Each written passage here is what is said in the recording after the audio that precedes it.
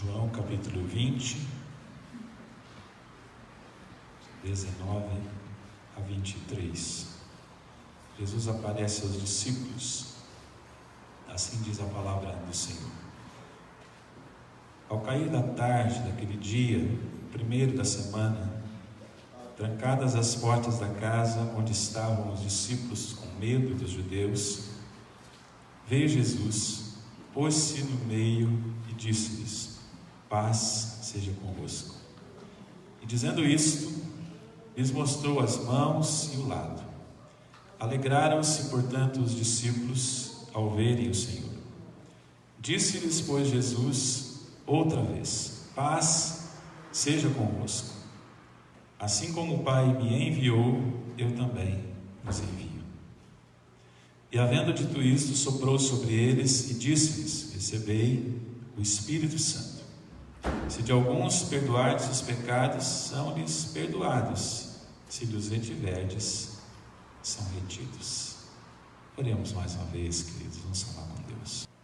Senhor, começamos esse culto lembrando o Teu amor, damos a Tua graça, e de fato, Senhor Deus, isso nos anima, nos alegra, porque o Senhor nos ama, porque o Senhor é gracioso. Mas o Senhor também tem um plano, o Senhor tem um projeto, o Senhor tem uma missão na qual o Senhor nos inclui. E é sobre essa missão que nós queremos refletir, meditar nessa noite. E pedimos que o Senhor nos fale, que a palavra do Senhor, que os desejos santos do Senhor, os princípios do Senhor nos tomem, e que o Senhor possa de fato nos inspirar, mais do que inspirar, nos desafiar ao engajamento na Tua missão. Muito obrigado pela Tua igreja que se reúne. Seja gracioso para conosco. Eu te peço, Senhor, e oro solicitando a iluminação do Teu Santo Espírito para esse momento, a condução do Senhor, em nome e para a glória do Senhor Jesus Cristo. Amém, Senhor. Queridos, infelizmente, o espírito consumista, que é tão falado nos nossos dias, não só falado, mas vivido, experimentado por todos nós. Então, infelizmente, esse espírito consumista que domina o mundo atual tem mudado também radicalmente a maneira que se pensa sobre a igreja e a maneira que se age na igreja. Então, o espírito consumista tem se infiltrado, tem transformado de uma maneira ruim, maléfica, a maneira como nós pensamos, concebemos a igreja em termos conceituais e a maneira como nós agimos ou fazemos igreja em termos práticos. Assim sendo, por exemplo, só para a gente entender um pouquinho mais disso, ser servido tomou o lugar do servir. Nós gostamos mais de ser servidos do que servir. Receber assumiu o lugar do dar, do doar, do repartir, do compartilhar. Usufruir, dentro desse espírito consumista, tomou o lugar do participar, do colaborar. E o avaliar, para não dizer criticar, tomou o lugar do colaborar, do ajudar. Não é raro pessoas virem para a igreja como vão a um restaurante. Então tomam lá o cardápio, o menu, né? Vejamos o que temos para hoje. Qual o tema de hoje? E o tema é desafiados pela missão. Acho que não é tão bom não, né? Vai pegar no meu pé esse tema. Qual é o grupo de louvor que toca hoje? Qual é o pessoal da música? Hoje vai ser mais barulhento, menos barulhento, mais tradicional, menos tradicional. Qual é o pastor que vai pregar? E aqui vocês nem têm esse benefício, né? Porque é sempre o mesmo. Mas eu já fui pastor na minha igreja anterior, porque às vezes as pessoas ligavam e queriam saber qual é o pastor que está na escala hoje, né? e a minha ordem era nunca dizer. Eu não sabia quem que ela gostava ou não gostava, mas o fato é que a pessoa perguntava. Ao que parece, queridos, nós perdemos a noção de que igreja é uma missão com a qual nós temos que nos envolver. É um projeto do qual nós temos que participar. É um desafio com o qual nós temos que nos comprometer seriamente. Isso é igreja. E por isso nós vamos voltar então nessa noite a esse assunto. Tema, aliás, tem sido recorrente, em nossa igreja, nas nossas pregações, nas nossas exposições.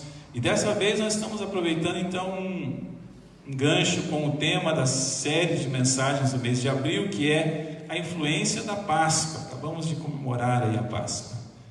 E nessa jornada então, tentando compreender como a Páscoa nos influencia, nós já vimos que nós somos impactados pela crucificação. Lá no dia 14 de abril nós falamos sobre isso. Na semana passada, que foi o dia da Páscoa, nós falamos que nós somos empolgados pela ressurreição de Jesus. E hoje nós vamos afirmar que nós somos desafiados pela missão. Assim nós construímos então essa jornada desse mês.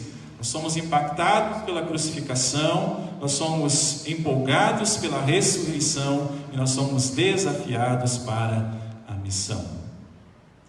Um dos legados da Páscoa é a missão para os discípulos de Jesus, é a missão para a igreja de Jesus. Aquela Páscoa foi diferente, extraordinária, aquela que Jesus morreu, deixaram um legado muito diferente sobre as suas vidas. Os discípulos que haviam presenciado o horror da morte, nós falamos sobre isso, e também a maravilha da ressurreição, nós também falamos sobre isso. Agora são desafiados a se engajar na missão de Jesus. Queridos, nós também celebramos a Páscoa. Celebramos ano passado, ano retrasado, celebramos esse ano. Nós fazemos programações especiais na igreja. Temos um culto, por exemplo, às 7 horas da manhã, chamado de culto da ressurreição. Nós viajamos para visitar os parentes, muitos aqui viajaram. Fazemos celebrações familiares, reunimos a família, recordamos o que Cristo fez na cruz por nós, no Calvário. Damos e ganhamos chocolates. Mas qual é o legado que a Páscoa nos deixa? E nós podemos dizer que a Páscoa deixa um legado teológico, uma mudança radical no nosso status espiritual, na nossa maneira de nos relacionarmos com Deus, mas a Páscoa também deixa um legado missional. Não apenas uma mudança teológica, mas um legado em termos missionais, um desafio em termos missionais. Todos os discípulos de Jesus agora têm uma missão a desempenhar. Foi assim. Todos os discípulos de Jesus, aqueles que viveram com Ele, que presenciaram a sua morte, que depois viram o Cristo ressurreto, saíram para anunciar, para compartilhar, para fazer missão. Então esse é o legado da Páscoa. No texto que nós lemos, no início agora da ministração, encontramos um versículo de extrema importância, um versículo que nós temos também visto muitas vezes aqui, que são poucos os versículos bíblicos que falam sobre missão. A gente acaba sempre repetindo, porque Jesus deixou a missão ali nos últimos dias, E aí, por isso, tem poucos relatos, muito importantes, extraordinários, desafiadores para nós. Então, nesse versículo aqui, nós lemos assim: disse-lhes, pois, Jesus outra vez: Pai seja convosco, assim como o Pai me enviou, eu também vos envio. Assim como o Pai me enviou, eu também vos envio. Depois da Páscoa, os discípulos são desafiados para a missão. É importante a gente repetir algumas verdades, reafirmar algumas verdades fundamentais sobre a igreja e sobre a missão. Nós temos algumas frases ali, vou pedir para quem que está lá? O Samuel, me ajudar. Podemos passar aí todas elas. Missão, querido, quero que você acompanhe ali. vamos passar brevemente por isso aqui, não é apenas algo que a igreja faz, é o que a igreja é na sua essência. Nós precisamos entender isso, que missão não é uma coisa que a igreja faz, é algo que a igreja é. A essência da igreja é missionária, a natureza da igreja é missionária. Se a igreja perder esse senso de missão, é uma igreja morta, uma igreja que não sabe para que existe, uma igreja que perdeu a sua essência, a sua identidade. Outra afirmação: missão não é apenas algo que a igreja faz lá longe, é tudo que a igreja faz aqui também.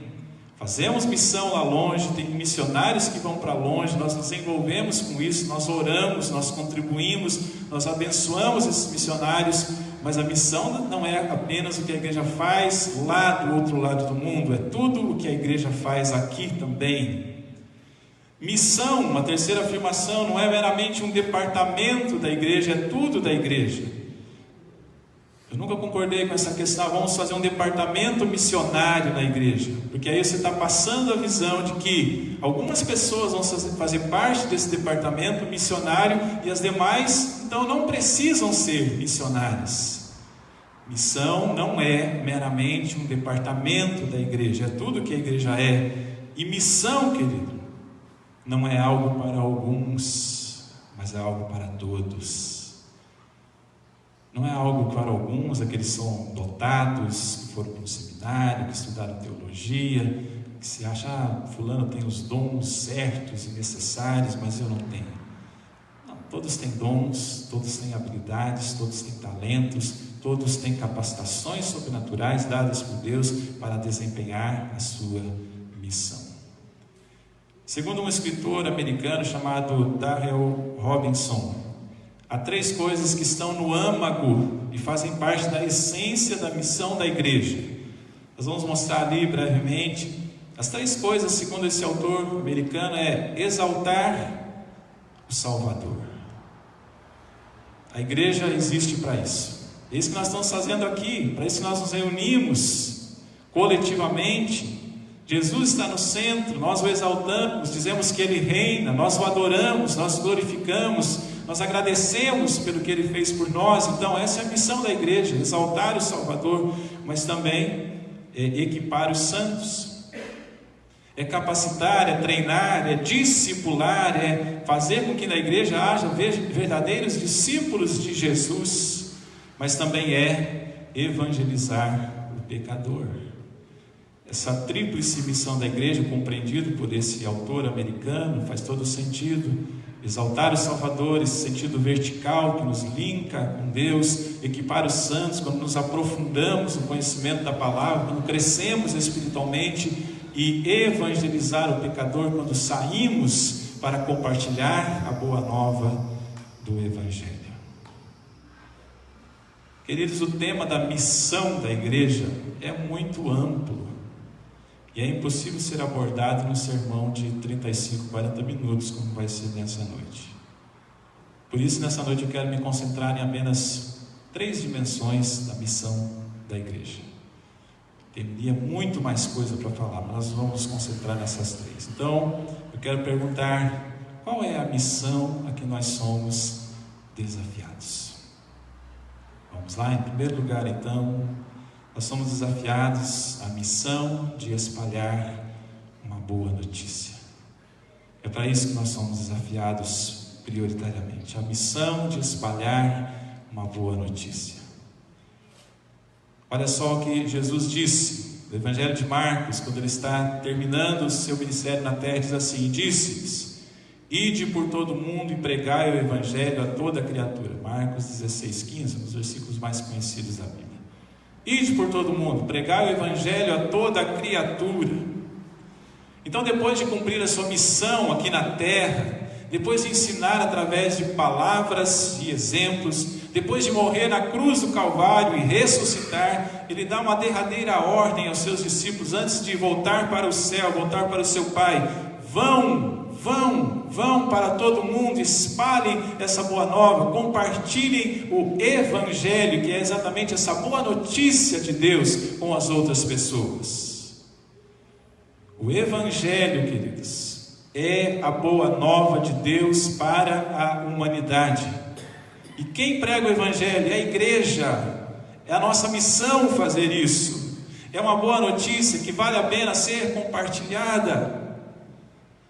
É interessante a gente observar que tem notícias que são tão boas aos nossos olhos que mal podemos esperar para compartilhar. Há notícias que nós queremos compartilhar rapidamente com o mundo inteiro. Tiramos fotos dos momentos marcantes e já postamos nas redes sociais, e quando está demorando para postar, como esses dias, eu fui num jogo do Avaí, tirei uma foto. E aí, você que já foi em estádio sabe disso, né? Que a gente tenta postar, mas a internet não funciona. E aí não vai, você fica olhando lá, está carregando. Puxa, agora o pessoal não vai ver que eu estou aqui no estádio, quero compartilhar essa boa nova com todo mundo. Quero citar aqui algumas coisas que a gente gostaria de compartilhar. A visita à Torre Eiffel em Paris, isso eu não compartilhei porque eu não fui ainda, né?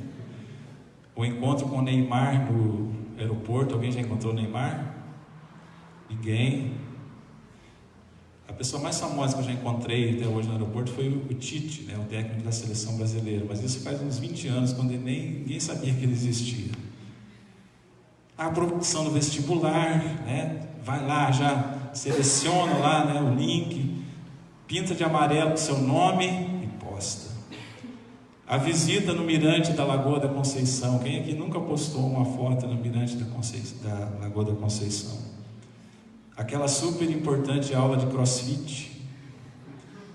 E o bolinho de chuva que você fez para o café da tarde. Você posta lá e escreve assim: é o que temos para hoje. Gente, na realidade eu creio que não há nenhum problema nisso, tá? Cada um compartilha e posta o que quiser, tá? As pessoas que vão julgar vocês vão curtir bastante ou não, né? Mas cada um posta o que quiser. Não há nenhum problema nisso. Sabe qual é o problema? O problema é que nós não temos a mesma disposição, a mesma alegria, a mesma empolgação em compartilhar a boa nova do Evangelho de Jesus Cristo. Aí sim é um problema. A igreja é portadora de uma notícia capaz de mudar o destino eterno das pessoas.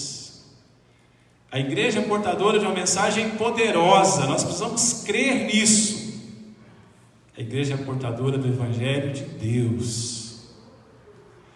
E aí eu quero mostrar 3 coisas ali sobre essa questão de ser portadora de uma boa nova.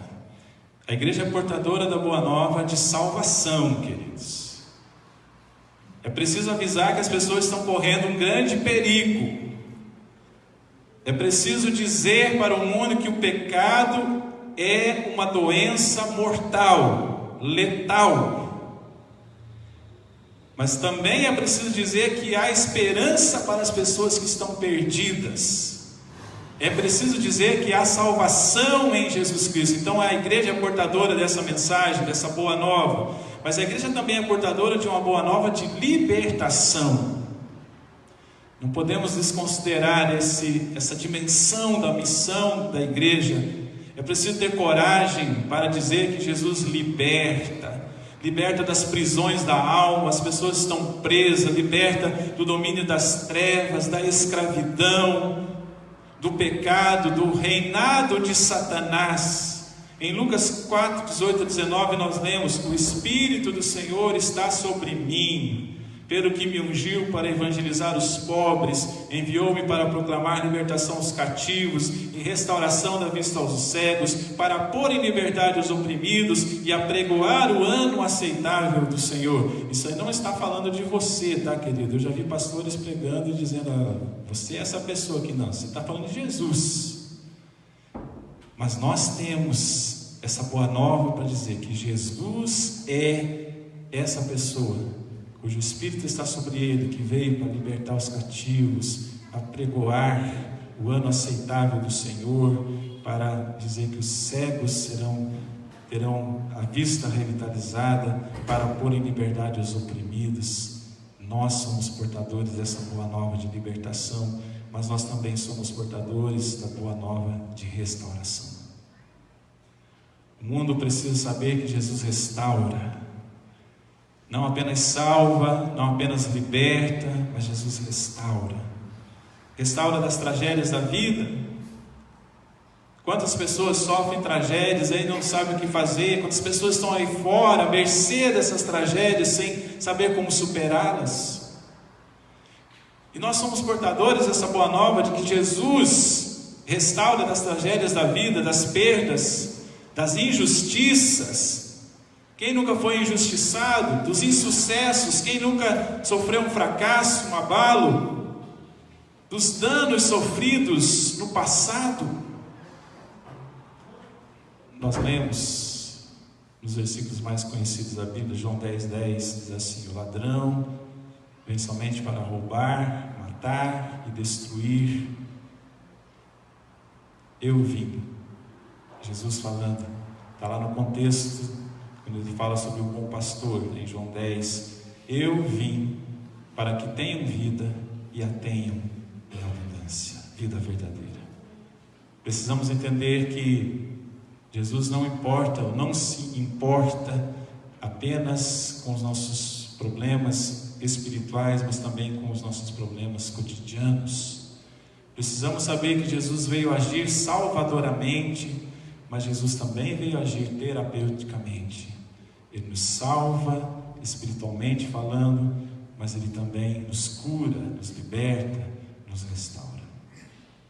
A igreja tem essa missão de dizer para o mundo que há solução em Jesus Cristo. Então essa é a primeira dimensão que eu gostaria de destacar nessa noite sobre a missão da igreja com a qual nós estamos envolvidos. A missão de espalhar uma boa notícia. Mas em segundo lugar, qual é a missão que somos desafiados? A missão de propagar os princípios do reino. A missão, queridos, de propagar, de espalhar também, de compartilhar os princípios do reino de Deus. Eu evoco aqui a nossa memória um texto também que é bem conhecido, a grande comissão de Mateus 28, que Jesus disse: ide, portanto, fazei discípulos de todas as nações, batizando-os em nome do Pai, do Filho e do Espírito Santo, ensinando-os a guardar todas as coisas que vos tenho ordenado. Mateus 28, 18 e 19. Há uma lógica no pensamento de Jesus. É como se ele dissesse: sabem tudo que eu ensinei a vocês? Sabem todos os exemplos que eu dei a vocês? Desde que eu cheguei aqui, eu estou fazendo isso, ensinando coisas, exemplificando coisas. Sabem os princípios que eu passei para vocês? Tudo isso vocês têm que aprender, vocês têm que absorver, vocês têm que viver e vocês têm que ensinar. Então vocês aprenderam comigo, vocês viram como eu fiz, agora vão, ensinem, façam discípulos, ensinem as pessoas a guardar tudo o que eu vos tenho ordenado. É isso que Jesus diz. Então, se o primeiro aspecto da missão que nós compartilhamos nessa noite tem a ver com proclamar a boa nova do Evangelho, o segundo tem a ver com ensinar os princípios do reino de Deus. E um dos maiores desafios da igreja na atualidade é viver toda a verdade de Deus. Isso porque nós não podemos relativizar os absolutos, como tem sido a moda nos nossos dias. Não podemos descartar o que nós não gostamos. E não podemos selecionar apenas o que nos é conveniente. Muitas vezes fazemos isso. Ser igreja verdadeiramente é viver os princípios de Deus. E quando falamos dos princípios do Evangelho, então, que devem ser vividos e ensinados, nós perguntamos, e aqui eu quero ser bem prático nessa questão, respondo a essa questão dos princípios. Vamos perguntar, quais são os princípios fundamentais encontrados na palavra de Deus, que definem o que é evangelho, o que é cristianismo? É óbvio que há outros, né? Mas eu vou selecionar alguns aqui. Quais são esses princípios? Eu vou destacar alguns. Primeiro, o princípio do equilíbrio pessoal. Nós devemos viver isso, nós devemos ensinar isso, nós devemos exemplificar isso. O princípio do equilíbrio pessoal significa viver uma vida sensata, sábia, serena, equilibrada, pautada pelo bom senso. É assim que Deus quer que nós vivamos. A cultura dos excessos que nós temos hoje muito presente no mundo faz parte do plano de Satanás, querido, e nós temos percebido isso.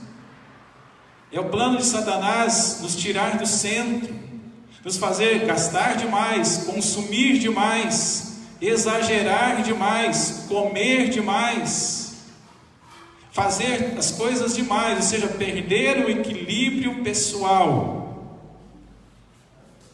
E a Bíblia vai dizer, Paulo vai nos dizer, quando escreve aos Efésios: vede prudentemente como andais, não como nécios, remindo o tempo, porque os dias são maus. Vejam, Paulo está dizendo, vejam prudentemente como vocês andam, e estabeleçam um princípio de vida então, do equilíbrio pessoal. Mas Deus também quer, queridos, há outros princípios, o princípio da harmonia comunitária, não apenas do equilíbrio pessoal, mas da harmonia comunitária. Deus quer que saibamos viver em comunidade, uma comunidade baseada na tolerância, no entendimento, na convergência, no alinhamento, no perdão, na harmonia e sobretudo no amor. Então esse é o que Deus deseja, esse é o princípio que Jesus nos ensinou, exemplificou, que quer que nós absorvamos e que nós ensinemos às outras pessoas, ensinemos ao mundo. Mas tem mais, o princípio da entrega cultica, fundamentada no fato de que nós existimos prioritariamente para cultuar, glorificar, exaltar e adorar a Deus. É isso que nós estamos fazendo aqui. É missão da igreja se conectar a Deus em devoção e convidar os outros a fazer o mesmo, dizendo: venham adorar conosco. Jesus merece ser adorado, Ele é o centro da nossa vida, Deus é o nosso Pai, venha celebrar conosco. Mas tem também, querido, o princípio da integridade ética. Tudo isso fundamenta o Evangelho, o cristianismo, a verdade de Deus, o princípio da integridade ética. O nosso desafio é evidenciar na prática a ética cristã, fundamentada na verdade, na honestidade, na integridade. E sabe onde esses princípios vão se evidenciar? Na sua vida, na maneira como você faz os negócios, na maneira como você se comporta no trabalho, na maneira como você se conduz entre os colegas da sua faculdade. Se você é uma pessoa íntegra. Nessa semana eu estava ouvindo uma palestra e a pessoa que estava falando é um pastor. Ele estava contando de uma igreja que ele serviu, um pastor que ele auxiliou, e ele estava agradecendo a Deus porque ele não se perdeu, porque o pastor não foi um bom exemplo para ele. E ele citou, por exemplo, que quando eles viajavam, o pastor abastecia, eu estou contando isso para vergonha, tá, da classe pastoral.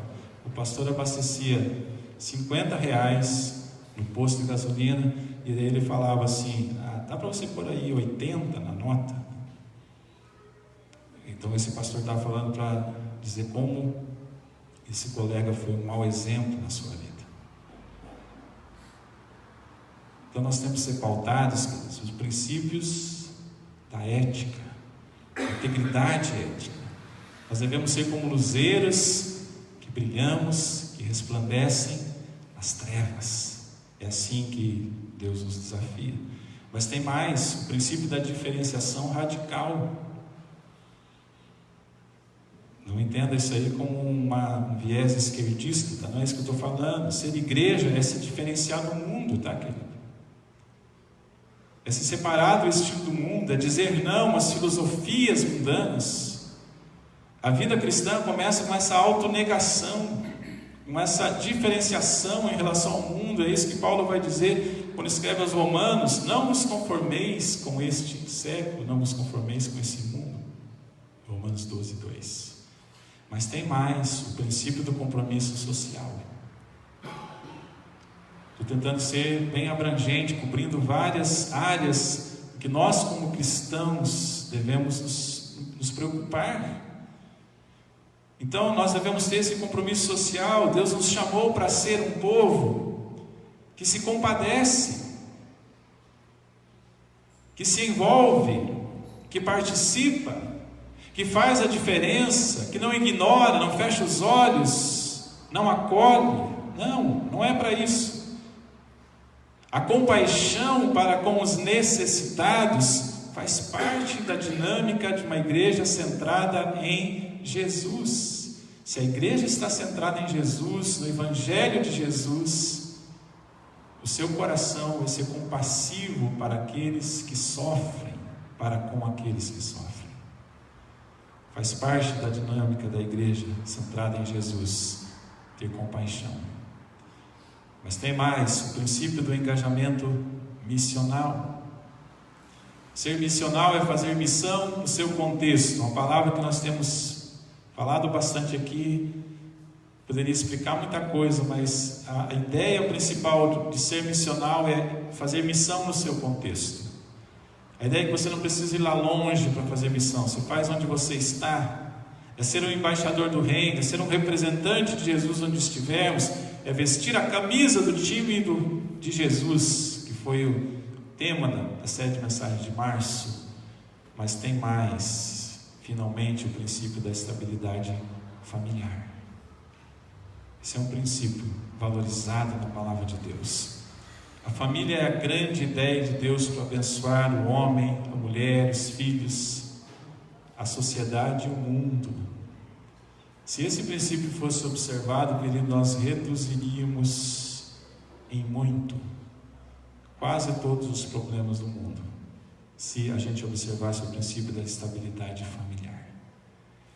É por isso que nós temos que viver esse princípio, é por isso que nós temos que lutar pelo casamento, quando todos estão desistindo, pela unidade familiar, quando as famílias estão se desintegrando.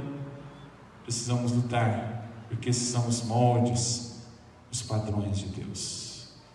Então somos desafiados. Essa é a segunda dimensão dessa missão que eu quero descrever para vocês essa noite. Cumprir a missão de viver, de defender, de ensinar esses princípios.